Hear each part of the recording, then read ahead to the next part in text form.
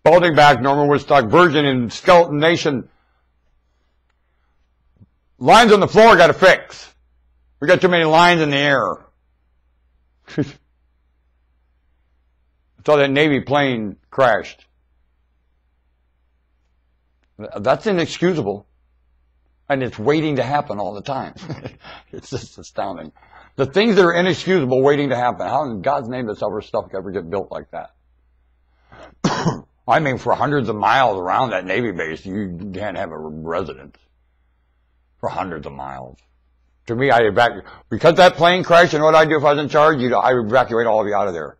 I'd turn it in desolate around that base. Anywhere within the normal range of that plane to malfunction and crash, you'd move. Now, if the whole planet is in jeopardy, then you'd all move. I'd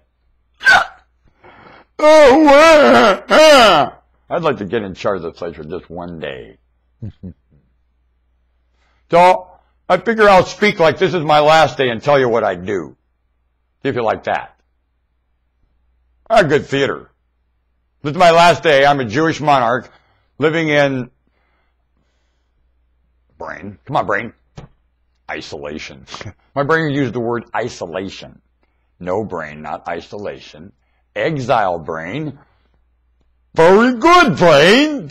And you know, I whack this. You know what it's down here. This is just an echo chamber of this thing malfunction. Do not blame your mind and do not let anybody doctor your mind fooling with this. Don't do it. It's all down here. And a lot of that is herbs and spices, far more than pharmaceutical mices. Know it. Look at the pharmaceutical. Is it working to help the mind? What is this? Wait a minute. There's a really dumb article here. Let's see if I can find it. Talking about the doctors.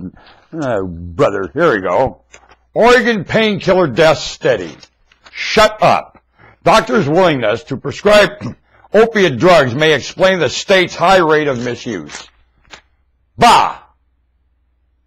Really, that's going to be one of the most real misleading, innuendo-ish, dumb ideas you ever heard in your life as an article.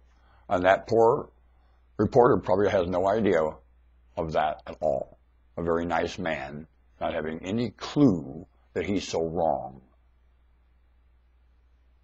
It's not that what he reports is inaccurate, it's the meaning of it is full of baloney. Really full of baloney. Want me to clarify? We'll take care of something here. My mouth is getting dry, as usual, right in the middle of something, and I look around, I don't have my water, otherwise I'd sip it and keep talking. But it's malfunctioning. I feel my gut kind of quinky, and now I'll have to go out and take some herbs and spices to fool with that, because I have bacteria and fungus, and fungus really is, to me, the main enemy that does not want these broadcasts going on.